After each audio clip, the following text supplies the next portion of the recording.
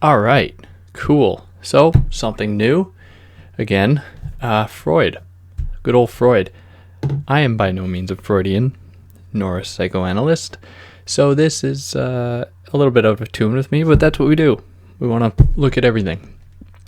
So this text, Group Psychology and the Analysis of the Ego, is a little bit of a misleading title coming out of the German. So in German, the title is I don't know how to pronounce it right, but Massenpsychologie und die Analyse. I don't know how to, yeah. But the part that's important there is that the group psychology in the original German is mass psychology. And I don't know why the translator would have gone from mass to group, because these are two very different things. And, we'll get into the implications of this a little later on. And at some point, I plan to look at Adorno, because in Adorno's The Culture Industry, there's a chapter on Freud where the idea of mass psychology is a lot more appropriate.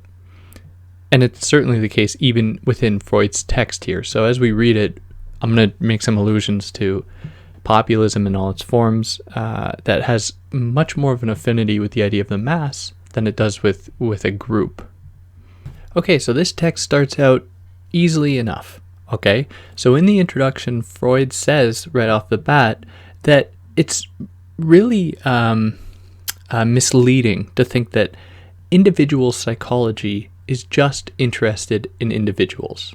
So we might think of another kind of Freudian maxim where any kind of mental ailment is really an ailment with civilization, right? It's really an ailment with society. So he says, the contrast between individual psychology and social or group psychology, which is at first glance may seem to be full of significance, loses a great deal of its sharpness when it is examined more closely. That is because it's impossible to understand individuals without understanding them in some kind of context. So that context in relation to other individuals. So he goes on. So, but only rarely and under certain exceptional conditions is individual psychology in a position to disregard the relations of this individual to others. So certainly if we think of the biggest thing that Freud gave psychology, or at least even philosophy, think of the Oedipus complex. The Oedipus complex does not happen in isolation. The Oedipus complex only comes about by a person being in a certain kind of relationship to their parents and to the other kinds of Oedipalized people around them. So then he kind of concludes this idea, suggesting that first, individual psychology is at the same time than social psychology. So group psychology, this idea that he's working towards, is for him as follows. So it is therefore concerned with the individual man as a member of a race, of a nation, of a caste, of a profession, of an institution, or as a component part of a crowd of people who have been organized into a group at some particular time for some definite purpose. So how group psychology has been traditionally kind of understood is that it has some kind of connection to herd instinct or group mind, as Freud says. So some people, and this is what Freud wants to try to critique, want to say that this kind of group mentality has far-reaching roots in human evolution. Whereas Freud wants to say that that's not exactly the case, and he says that the social instinct may not be a primitive one, and insusceptible of dissection, and that it may be possible to discover the beginnings of its development in a narrower circle, such as that of the family.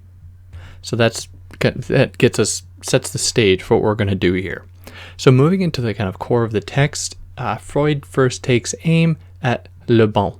So le bon. So as his name would suggest, was a French psychologist, he studied a number of different fields, but his big text was called the Crowd, a study of the popular mind. Sorry. So this is the text that Freud is going to be speaking against. So according to Le Bon, as Freud cites, he says that the most striking peculiarity presented by a psychological group is the following.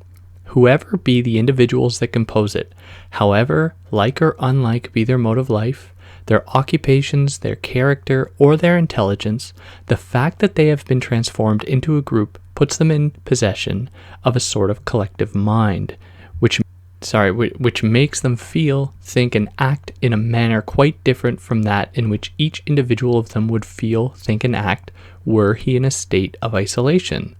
There are certain ideas and feelings which do not come into being or do not transform themselves into acts, except in the case of individuals forming a group. The psychological group is a provisional being formed of heterogeneous elements, which for a moment are combined, exactly as the cells which constitute a living body form by their reunion, a new being which displays characteristics very different from those possessed by each of the cells singly. So according to Freud, what this passage tells us is that, and these are Freud's words on page 9, Le Bon thinks that the particular requirements of individuals become obliterated in a group, and that in this way their distinctiveness vanishes.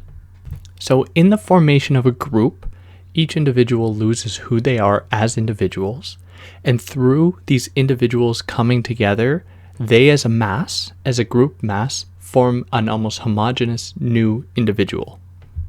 So this new individual, as it has been understood, this is a group individual, sorry. So the group individual, we know that they kind of take on this new characteristic or this new individuality according to Le Bon, because we have seen that they are capable of acting in totally different ways than any of those individuals would have on their own. So when in a group, people, they going into group mind or herd instinct would do things that they would otherwise not do. The real individual then, or one of the people that make up the group, then loses all their autonomy, or in Le Bon's words, he says that he is no longer himself, but has become an automaton who has ceased to be guided by the will. What all of this points to for Le Bon is the becoming of an individual, the becoming of a barbarian. So in the group, the individual becomes a barbarian. They go down in intellect and go up in emotion. They go up in uncontrollable desire that signals they're not being of like a higher, quote unquote, higher mode, but of a regressive, primitive one. The group individual then, according to Le Bon, is like a big unconscious that is floating around, right? It only takes up the desires that lie deep within individuals. Therefore, it is barbaric, and therefore it's also very manipulable. It can be swayed in ways that individuals that have their ego and superego, so those two parts of the individual that kind of controls their actions in a conscious manner, goes away in favor of the id, which is a lot more spontaneous and a lot more unpredictable. So for those that aren't aware, in Freud there are three kind of domains of the human psyche. There's the id, so that's the unconscious. That's where you have like your desire to kill people and your survival instincts and your desire to copulate and all that kind of stuff. The ego is a lot more complicated. Let's just say, in my kind of simple understanding, the ego corresponds to the domain of the almost subconscious. So this is where you are Oedipalized and socialized in a manner that puts you specifically within a context and makes you an active agent within that context. The ego or the superego is like who you are. So what you want, what you desire, who you want, who you desire, all these types of things that you have a good deal of sway over. So it's kind of like your opinions and your beliefs and all that. So as a kind of preliminary critique of Le Bon, Freud says that it's not so simple as to say that people in a group are simply guided by some kind of like primitive mentality. In fact, he says that, but under the influence of suggestion, groups are also capable of high achievements in the shape of abnegation, unselfishness, and devotion to an ideal. So not right off the bat, but this is how Freud wants to try and problematize Le Bon's kind of simple understanding of what it means to be a part of a group or a mass. So for Freud, this group instinct then contrasts with the individual who, guided by their own interests, kind of close the world off around them. right, in favor of themselves. Whereas in a group, great things can be done because suddenly you feel like the other feels. There is a connection there that might otherwise have been sequestered or obfuscated under the weight of individuality. In a group, as Le Bon kind of continues, a group is most often formed around a leader. So a leader is it's a very complicated idea, like who constitutes a leader, and Freud points out that it's difficult to trace a guiding thread through Le Bon's argument. So I'll read kind of in length here what Freud says about that. So he ascribes, that is, Le Bon ascribes, both to the ideas and to the leaders a mysterious and irresistible power, which he calls prestige. Prestige is a sort of domination exercised over us by an individual, a work, or an idea. It entirely paralyzes our critical faculty and fills us with astonishment and respect. It would seem to arouse a feeling like that of fascination in hypnosis.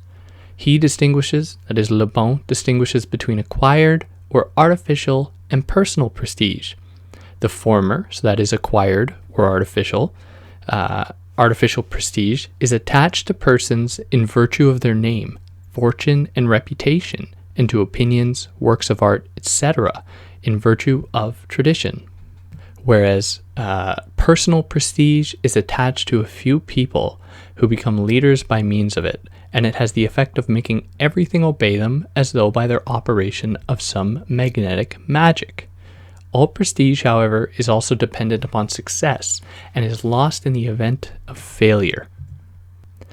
So that kind of wraps up how Freud recounts Le Bon's argument. So beginning with the next chapter, titled Other Accounts of Collective Mental Life, he begins it, but not right at the beginning, a few lines down. He says that, but we must now add that as a matter of fact, none of what Le Bon's statements bring forward is anything new. And what Freud is getting at here is suggesting that Le Bon's formulation of group psychology or mass psychology was simply reductive.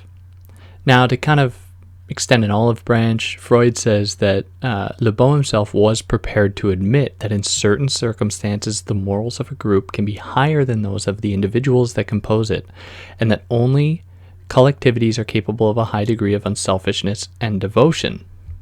To which Freud says, well, what is it? Is it that the group is simply an extension of a kind of primitive herd instinct, or does it point to a new kind of transcendent possibility? So Freud, kind of scratching his head, says, well, we almost have to do away with Le Bon and say instead we have to think about groups in another way. But I should add that this isn't specific to Le Bon. Freud presents a number of other thinkers, like MacDougall, for instance, who pretty much say the same thing, that groups are a kind of primitive manifestation, yet are in many ways necessary for the attainment of some kind of like higher order, where most of these thinkers, these psychologists, kind of rest on the former, right? So they see it primarily as being a residue of a primitive instinct, but then kind of tease the fact that maybe there's this potential with it. And again, in MacDougall, there's this idea that intellect goes down and affect or emotions go up in the group. So Freud then presents MacDougall's own theorization to attain a kind of benevolent group. So for him, as I said, groups are innately primitive, but that there is a way for them to attain this higher order. So MacDougall is the one that kind of traces this out. So he has 5 principles. The first goes as follows. There should be some degree of continuity of existence in the group. So this may be either material or formal. The former in the sense of if the same individuals persist in the group for some time, and the latter if there is developed within the group a system of fixed positions which are occupied by a succession of individuals. Okay, that was principle number 1.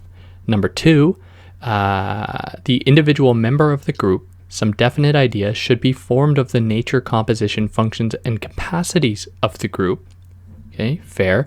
Number 3, the group should be brought into interaction, perhaps in the form of rivalry, with other groups similar to it but differing from it in many respects. Okay, number 4. The fourth is that the group should possess traditions, customs, and habits, and especially such as determine the relations of its members to one another. And then finally, number 5. The fifth is that the group should have a definite structure expressed in the specialization and differentiation of the functions of its constituents. So what all these principles kind of amount to is the containment of the emotional aspects of group life that can be kind of cathected into productive forms, right? So in these kinds of rivalries or these organizations or these rites and rituals, or a better word, maybe sublimated in those ways. And then so that the individuals within the group can engage in the intellectual tasks. So that propels us then into chapter 4, suggestion and libido. So what Freud wants to do in this chapter, as he says, is to discover the psychological explanation of this mental change. So from an individual to a group, or from intelligence to unintelligence or primitiveness or whatever, of this mental change which is experienced by the individual in a group. So this relative diminishment of intellectual capacity in favor of affect or emotion comes about through suggestibility, right? So we might think of like the hypnotist who not, actually controlling people per se, but through the power of suggestibility that is getting people to do things of their own volition almost. Freud says that we have to take greater care of analyzing that specific force in rendering people docile, more affect prone in the group. So he says, but there has been no explanation of the nature of suggestion, that is, of the conditions under which influence without adequate logical foundation takes place. So he says that in order to do this, he shall make an attempt at using the concept of libido for the purpose of throwing light upon group psychology, a concept which has done us such good service in the study of psychoneuroses. So he defines libido as follows. So it is an expression, this is on 37, It is an expression taken from the theory of the emotions. We call by that name the energy, regarded as a quantitative magnitude, though not at present actually measurable, of those instincts which have to do all that may be compared under the word love. The nucleus of what we mean by love naturally consists, and this is what is commonly called love, and what the poets sing of, in sexual love, with sexual union as its aim. So he's planting the seeds here for his opposition to these other psychologists who, in diminishing the power of groups, by saying that it's a decline in intellect and that the only way to attain this intellect is by following very precise kind of principles and guidelines, Freud says that we can actually see something quite good in the formation of groups or in the formation of a mass. That is love. There is a connection occurring that is good for humans. However, bringing the discussion to love, or the libido, has not been without its criticism. So he says, 39, the majority of educated, quotes, educated people have regarded this nomenclature as an insult, and have taken their revenge by retorting upon psychoanalysis with the reproach of pansexualism. Anyone who considers sex as something mortifying and humiliating to human nature is at liberty to make use of the more genteel expression eros and erotic. I might have done so myself from the first and thus have spared myself such opposition, but I did not want to, for I like to avoid concessions to faint-heartedness. Which is kind of a funny way of saying that he didn't care. He could very well have used the term eros or erotic, terms taken up by Marcuse, or kind of focused on, even though he talks about whatever, and instead sought out the word that was going to elicit the greatest kind of emotional response in people, almost to prove a point. So what the libido tells us for Freud is that love relationships also constitute the essence of the group mind. So the other psychologists ignore this possibility in favor of keeping that kind of galvanizing thread that is for the libido for Freud, keeping that hidden, right? They don't want to talk about the power of sexuality or love in forming groups, because that's, low culture. That's, pathetic.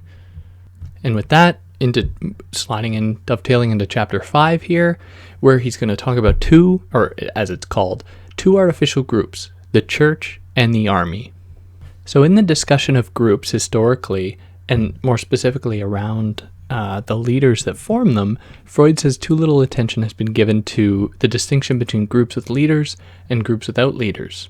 So, and in complete opposition to the usual practice, he says, we shall not choose a relatively simple group formation as our point of departure, but shall begin with highly organized, lasting, and artificial groups. So this is an important distinction, right? So an equivalent we might draw today would be like a hockey team winning and that city like burning the city down, pretty much, or losing and burning the city down. That, for the other psychologists, would be a perfect example of a kind of regressive groupthink. And, of course, there's a little merit to that. But Freud wants to say, no, not quite. There is more going on here. So instead of just focusing on these kind of extreme examples that certainly attest to the diminishment of intellect in favor of emotion, Freud says that we have to expand our understanding of groups. So, to do that, hence the church and the army. So he characterizes them as follows. So, in a church, on 42, in a church, and we may with advantage take the Catholic Church as a type, as well as in an army, however different the two may be in other respects, the same illusion holds good of there being a head. In the Catholic Church, Christ, in an army, its commander-in-chief, who loves all the individuals in the group with an equal love. So everything, he continues, depends upon this illusion.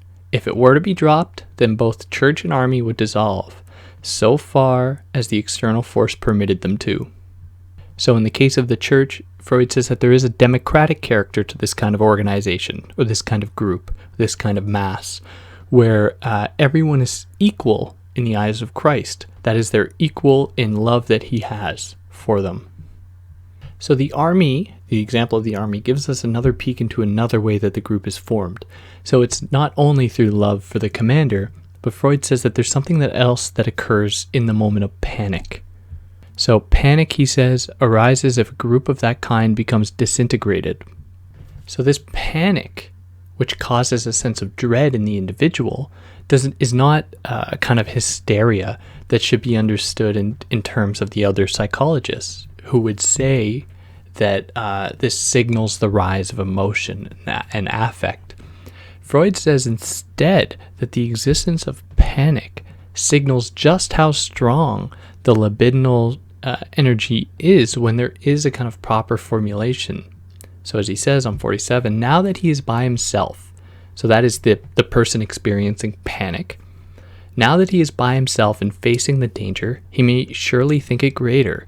The fact is therefore that panic dread presupposes a relaxation in the libidinal structure of the group and reacts to it in a justifiable manner, and the contrary view, that the libidinal ties of the group are destroyed owing to the dread in the face of the danger, can be refuted. So the libidinal ties don't get removed because of panic. Panic comes about when the libidinal ties have been removed.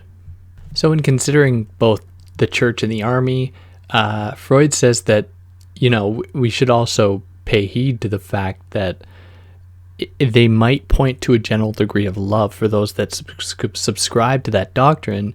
They're still rather oppressive to groups that don't. So there is that kind of negativity present with the group, or that particular group.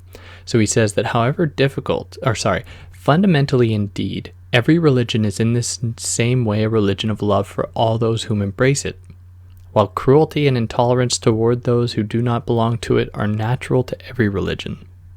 All right, so from here into the next chapter, chapter 6, so further problems and lines of work.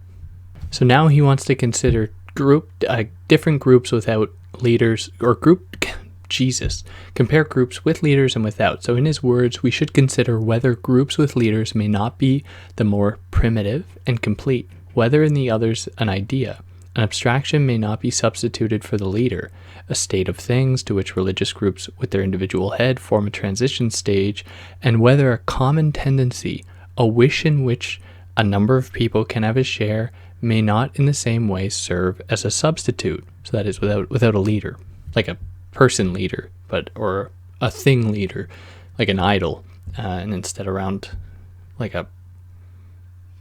around a kind of more social thing. So that even these social groups can be understood as connected through libidinal ties. So this brings us into another problem, though, where similarity breeds contempt to some extent, where Freud points out the problem that too much proximity to others produces issues. So he says that the evidence of psychoanalysis shows that almost every intimate emotional relation between two people, which lasts for some time, leaves a sediment of feelings of aversion and hostility, which have first to be eliminated by repression. So he gives the example of when two people marry one another, they're going to breed contempt through this kind of contractual marriage. But he also extends the metaphor to suggest that the two different families will have tension in that one will consider themselves superior to the other. So what do we do with that? Well, he says that, but the whole of this intolerance vanishes, temporarily or permanently, as the result of the formation of a group and in a group. So long as a group formation persists, or as so far as it extends, individuals behave as though they were uniform, tolerate other people's peculiarities, put themselves on an equal level with them, and have no feeling of aversion towards them. So what curbs these tensions is love. So love for oneself knows only one barrier: love for others, love for objects. That this is produced by a libidinal connection occurring through the group. So these libidinal desires, or libido desires, or however you want to frame it, come out in sublimated forms that make them productive to some extent. So as he says on 57, and this is true both of the sexual love for women, with all the obligations which it involves of sparing that woman are fond of, and also of the desexualized, sublimated homosexual love for other men, which springs from work in common. So this is the idea of sublimation, where you have a desire that you cannot enact because, society tells you can't. Like the desire for homosexual love with your same-sex friends. And instead, you sublimate it, so you transfer that energy onto a productive sphere. So in the case of a group where these kind of love or libidinal desires are harnessed, they are sublimated in a way that works for the betterment of that group. So the working together of people, the being in close proximity and connection to one another in ways that not only satisfy a kind of desire through sublimation, which is kind of an oxymoron. Sublimation does work to some extent to satisfy desire, but it also works to keep the group going, because the group is what promises this. It kind of allows this sublimation. So another fancy word that we can associate with this is cathexis. So cathexis. So to be cathected or to cathect something is the transference of an energy into something like sublimation does. So sublimation, cathexis are present in groups in such a way as to make the group stronger and to make the bond stronger. And that pushes us, these chapters are really short, so that's why it's so quick. So it pushes us into chapter 7, identification. So he starts this one out by saying that identification is known to psychoanalysis as the earliest expression of an emotional tie with another person. It plays a part in the early history of the Oedipus complex. A little boy will exhibit a special interest in his father. He would like to grow like him and be like him and take his place everywhere. We may simply say that he takes his father as an ideal. This behavior has nothing to do with a passive or feminine attitude towards his father and towards males in general. It is often the contrary, typically masculine. It fits in very well with the Oedipus complex, for which it helps to prepare the way. So in this moment, he continues, at the same time as this identification with his father, or a little later, the boy has begun to develop a true object cathexis towards his mother, according to the anaclitic type. So anaclitic being the idea of depending on the mother for your safety and all that. So the child wants to be the father, wants to be like the father, but depends on the mother for its survival. So, obviously there are a number of problems with this. This relies fundamentally on a heterosexual understanding of family relations, a monogamous understanding of family relations, a Eurocentric understanding of family relations, a very individualistic understanding of family relations, which we should always keep in mind when reading Freud. At some point, I'll get to anti-Oedipus. That's a pretty brutal critique. But, it's always good to keep these ideas in the back of our head, right? Because, you don't want to go too far down the Freud tunnel. Don't drink the Freud Kool-Aid. So this process of identification works as follows. So first, this on 65, identification is the original form of emotional tie with an object. Secondly, in a regressive way, it becomes a substitute for a libidinal object tie, as it were by means of the introjection of the object into the ego. And thirdly, it may arise with every new perception of a common quality shared with some other person who is not an object of the sexual instinct. So to put that in English, it first occurs when an object is invested with a sort of emotional potential.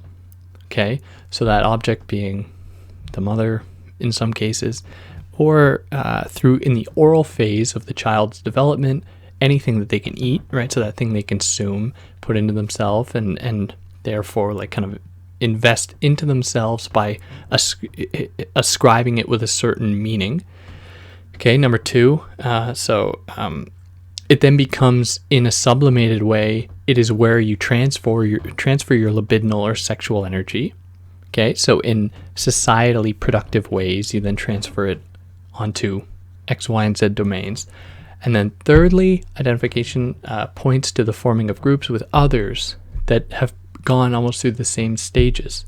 So to reiterate, he says that it may arise with every new perception of a common quality shared with some other person who is not an object of the sexual instinct. So this serves the base of the forming of a group, where there is, as Freud says, it is based upon an important emotional common quality, and we may suspect that this common quality lies in the nature of the tie with the leader. So then he gives the rather problematic example of homosexuality or male homosexuality, where he says that a young man has been unusually long and intensely fixated upon his mother in the sense of the Oedipus complex. So, but at last, after the end of his puberty, the time comes for exchanging his mother for some other sexual object. Things take a sudden turn. The young man does not abandon his mother, but identifies himself with her. He transforms himself into her, and now looks about for objects that can replace his ego for him, and on which he can bestow such love and care as he has experienced from his mother. So, take that with a grain of salt, but for obvious reasons. But what I will say is that at methodologically, or as his method, he does a very good job here at giving an example that directly speaks to what he has crafted. So if there's anything to take from this, it'd be a good template. Well, not a template, because you aren't going to just copy it, but a good way to push your own ideas, where you have an idea and then you craft an example that fits in perfectly. Now, obviously there are limitations, because this example implies a number of things, that homosexual men have some kind of more of an affinity with the mother than heterosexual men, but whatever. But still, it is an interesting way to go about arguing this point. So then we're introduced here to the idea of the ego ideal. So this is a super important idea in Freud. So in order to illustrate the ego ideal, we need to draw a line. So imagine a line with 3 points on it. 2 points on either end, so 1 point on either end, and then one point in the middle. So the point in the middle is the ego. The point on the left, so at the end of the line, is the ego ideal, and then the point on the far right is the object. So what we come to do in our drive to attain our own ego ideal, so that's our ideal self, we invest in an object that image. So instead of, this is how it kind of gets sublimated, we then go after that object that we have invested with that image. So the same thing can be, and I'm just going to use this example because it makes the most sense to me, but in the case of Trump, for instance, how many poor people in the United States invest in him what they want to be? They want to be rich. Like one of the big monikers or ideas that was floating around during the election was that Trump is going to make people rich. But like, absurd idea, but still, it serves as a good example. So these people invested in Trump their desire to be rich because that is what he is, right? So then he takes the place of their ego ideal, but he's just a vessel, right? He's a cathectic object that has been invested with this energy. So then people strive for that, which is how populism kind of comes about in its negative forms. How it is able to so easily fall under the power of an oppressive authority. So Lauren Berlant, I think we can understand her theorization of cruel optimism in a similar way, where for Berlant, cruel optimism occurs when we invest a kind of hopeful potential in an object or a drive or desire, where we tell ourselves that is what is going to make us happy, but it doesn't do that. And yet we don't know. So we think that, getting more money will make us happy, right? But you get more money and you aren't happy. So then what do you say? Well, I didn't get enough money. I have to make more money. So these are all objects kind of that point to cruel optimism for Berlant. And the object or the kind of cathectic ego ideal for Freud. So this is expanded upon in the 8th chapter, so Being in Love and Hypnosis, where he says that, almost at the beginning here, in one class of cases, being in love is nothing more than the object cathexis on the part of the sexual instincts with a view to directly sexual satisfaction. A cathexis which expires, moreover, when this aim has been reached. This is what is called common sensual love. So these kind of sensual or sexual affections can be traced through the course of a person's life, or at the beginning. They have, or in his first phase, as Freud says on 72, this has come to an end by the time he is 5 years old. The child has found the first object for his love in one or other of his parents, and all of his sexual instincts with their demand for satisfaction have been united upon this object. So that object cathexis. Okay, then we can see it at puberty, where there's set in new and very strong tendencies with directly sexual aims. So in unfavorable cases, they remain separate in the form of a sensual current from the tender emotional trends which persist. So in these two forms, through childhood, through puberty, and so on, it is even obvious in many forms of love choice that the object serves as a substitute for some unattained ego ideal of our own. We love it on account of the perfections which we have striven to reach for our own ego, and which we should now like to procure in this roundabout way as a means of satisfying our narcissism. So the case of Trump holds very well here. So what this results in is the object consuming the ego. So the object then has taken the place of the ego ideal, where people want to be rich, like that's their ego ideal, and then they invest in the object, Trump, that idea, so then they become totally invested in that, right? So then you get populism. So if I may turn our attention back for a moment to the illustration that Freud provides, but that I elucidated here, of the line, right? So on the far left, you have your ego ideal, ego in the middle, and then object on the right. How this is illustrated for Freud is three of those lines, one stacked on top of the other.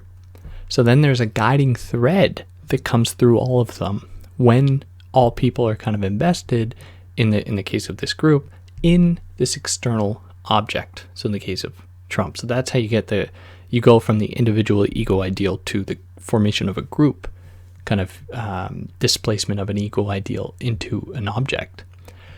So then propels us into the 9th chapter here, the herd instinct. So it should be noted that despite how I'm kind of framing this, depending where you land on the political spectrum, this isn't a political thing, like as Freud is laying it out. Of course, it is political. Like with a trained eye, you can certainly see how there are political motivations behind many of these ideas.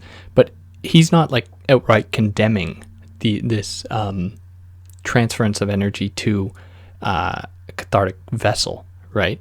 So in this chapter, so in the herd instinct, then he comes to expound upon that. So it should be noted, he says, the herd instinct leaves or the idea of the herd instinct, kind of put forth by Le Bon, another guy now, Trotter, and MacDougall. So the herd instinct leaves no room at all for the leader. He is merely thrown in among with the herd almost by chance. It follows, too, that no path leads from this instinct to the need for a god. The herd is without a herdsman. But besides this, Trotter's exposition can be undermined psychologically. That is to say, it can be made at all events probable that the herd instinct is not irreducible, that is not primary, in the same sense as the instinct of self-preservation and the sexual instinct. So what actually comes before the herd instinct for Freud are the instincts of self-preservation that are facilitated through a group, and the sexual instinct that serves as the basis for the libidinal energy, or the libido, that coheres the group together. So then in opposition to this herd instinct, Freud wants to put forth the idea of the horde instinct, which very quickly puts us into chapter 10 here. So the group and the primal horde. So he begins this chapter by saying that in 1912 I took up a conjecture of Darwin's to the effect that the primitive form of human society was that of a horde ruled over despotically by a powerful male. I attempted to show that the fortunes of this horde have left indestructible traces upon the history of human descent, and especially that the development of totemism, which comprises in itself the beginnings of religion, morality, and social organization, is connected with the killing of the chief by violence and the transformation of the paternal horde into a community of brothers. So thus, he continues, the group appears to us as a revival of the primal horde. Just as primitive man virtually survives in every individual, so the primal horde may rise once more out of any random crowd. Insofar as men are habitually under this way of group formation, we recognize it in the survival of the primal horde. So how I understand this is Freud saying that humans have only survived because of groups. Groups should not be understood as a kind of regressive formation that should be disavowed. Right, so there's kind of like hyper-individualism that runs through Le Bon and Trotter and MacDougall that Freud wants to say is, it's simply incorrect, because what there was first was the group. The group, or the primal horde, he says it, is wholly necessary for humans to survive. So when we see a group formation today, or when he was writing this, it didn't simply mark a kind of regressive moment that should be looked down upon, but rather it was the residue of something that has been around forever, that humans have needed to survive for a very long time, precisely because the group is where we can sublimate and cathect these things among others that we love. Now this has its history in totemism, right, where we invest our energy with a totem or an idol or something, or with the primal father, as Freud says, that serves the end of kind of controlling, but dictating in a sense where or how people should act and form one another. And by doing so, kind of presents themselves as a point to challenge or to overthrow that person, which when it happens, then forms a community of people because they've communally agreed upon like an enemy and overthrown that enemy, harnessing their own kind of love for one another and what good can come out of it. So then we propel ourselves into chapter 11, a differentiating grade in the ego. So Freud says that each individual is a component part of numerous groups. He is bound by ties of identification in many directions, and he has built up his ego ideal upon the most various models. Each individual therefore has a share in numerous group minds, those of his race, of his class, of his creed, of his nationality, etc., and he can also raise himself above them to the extent of having a scrap of independence and originality. So this formulation troubles the idea of groups, as Freud is understanding them, as being like those mobs out in the street, right? Anyone can have a number of different groups or be a part of any number of different groups, and those groups overlap, right? Signaling the complexity of them.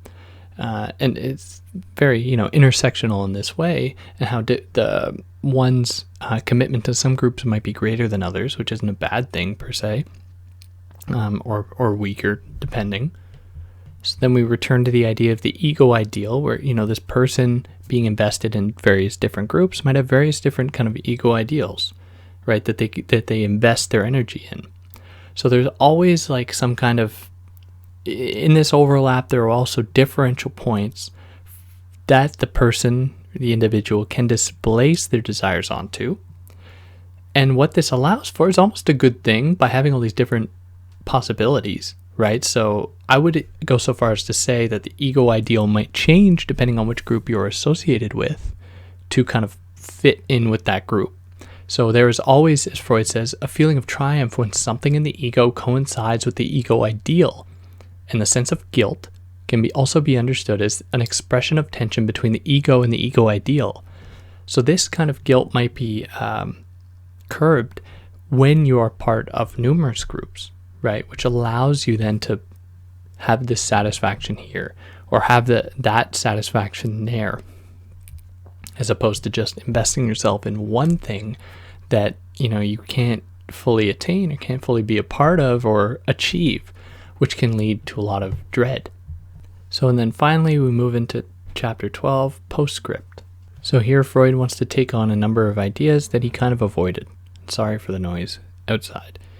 The first one, okay, so the distinction between identification of the ego with an object and replacement of the ego ideal by an object finds an interesting illustration in the two great artificial groups which we began by studying, the army and the Christian church. So in the case of the army, the soldier would take his superior, that is really the leader of the army, as his ideal, while he identifies himself with his equals and derives from the community of their egos the obligations for giving mutual help and for sharing possessions which comradeship implies. But he becomes ridiculous if he tries to identify himself with the general. Because, yeah, that's just silly. Because at the level of the group, it demands a break from that leader. So it's wholly necessary for the individual only to see themselves in relation to the other individuals. And the same applies to the church, where it would be totally odd for the person to see themselves as Christ. No, they see themselves as equal in love, or equal in love to Christ among the other people or individuals.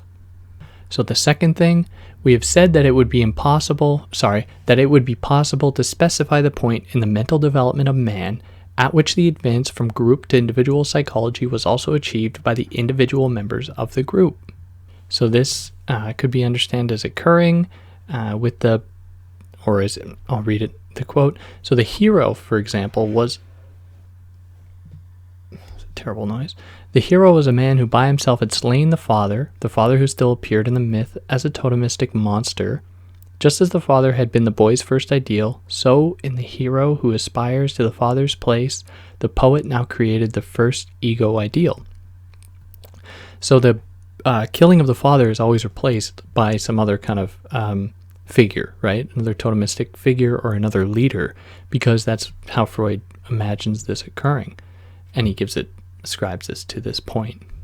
Or to specify, in the myths and tales that are told of heroes, could be understood as the first moment that we saw this transition from the individual emerges from the group psychology. So now the third thing, a great deal has been said in this paper about directly sexual instincts and those that are inhibited in their aims, and it may be hoped that this distinction will not meet with too much resistance, but a detailed discussion of the question will not be out of place, even if it only repeats what has to a great extent already been said before. So then he goes on, the development of the libido in children has made us acquainted with the first but also the best example of sexual instincts which are inhibited in their aims. So we must remember that for Freud, sexuality begins at age 0. Sexuality is what is always already there. So because that is the case, then it serves as a foundation from which all group relations can emerge. And in fact, it is what holds them all together. So he really is just repeating what he'd already said, but it's important to note that it's always already there. Like, that is what is interesting about it. So then the last two, he says, the last two remarks will have prepared us for finding that directly sexual tendencies are unfavorable to the formation of groups. So in the history of the development of the family, there have also, it is true, been group relations of sexual love, group marriages, but the more important sexual love became for the ego. The more important sexual love became for the ego, and the more it developed the characteristics of being in love, the more urgently it required to be limited to 2 people. As is prescribed by the nature of the genital aim, polygamous inclinations had to be content to find satisfaction in a succession of changing objects, so sublimation or cathexis.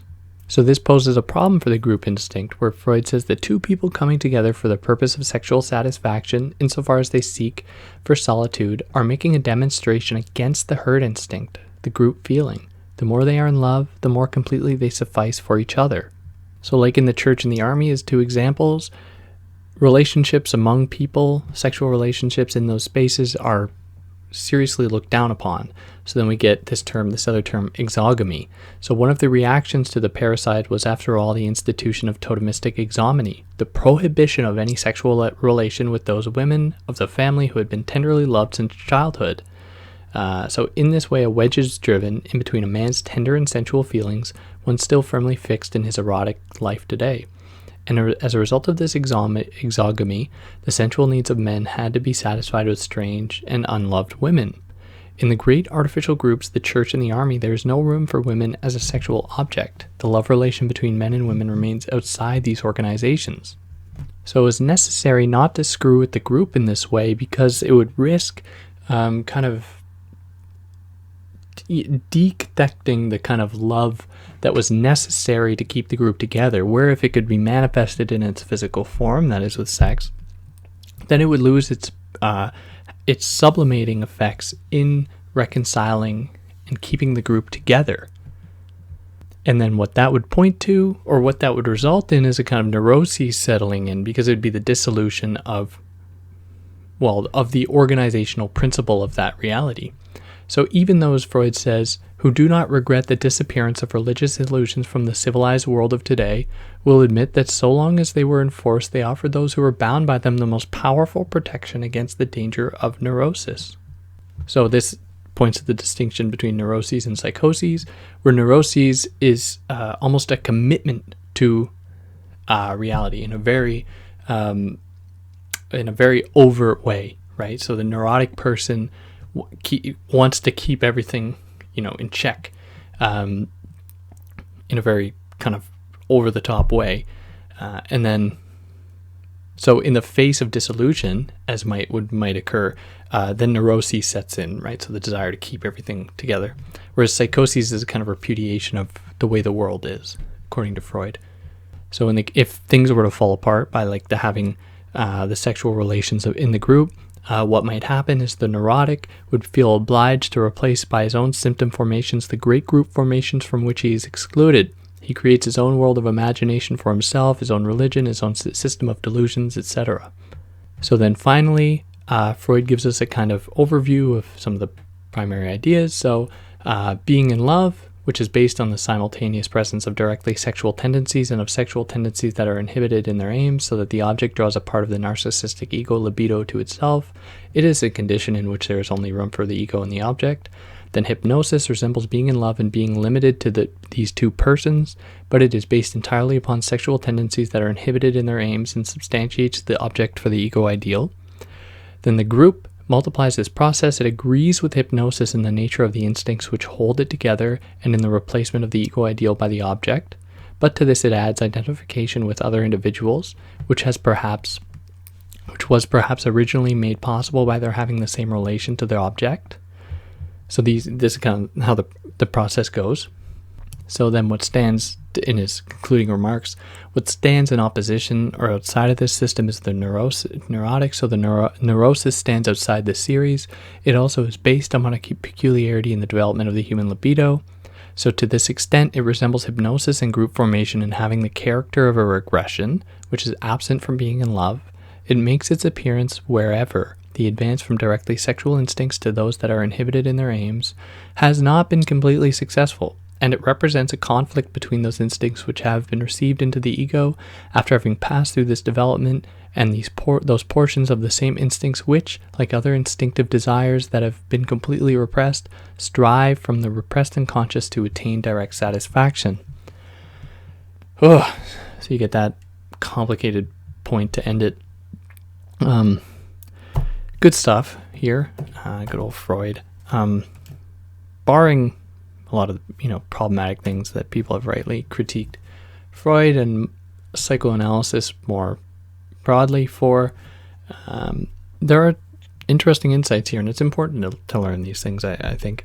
But with that being said, for those that listened, I assume people have problems with what I did. To reiterate, I'm not an expert on Freud. I'm not an expert on anything, but I just happen to know less about Freud than other things. I just had to read this and, saw it as, didn't want to,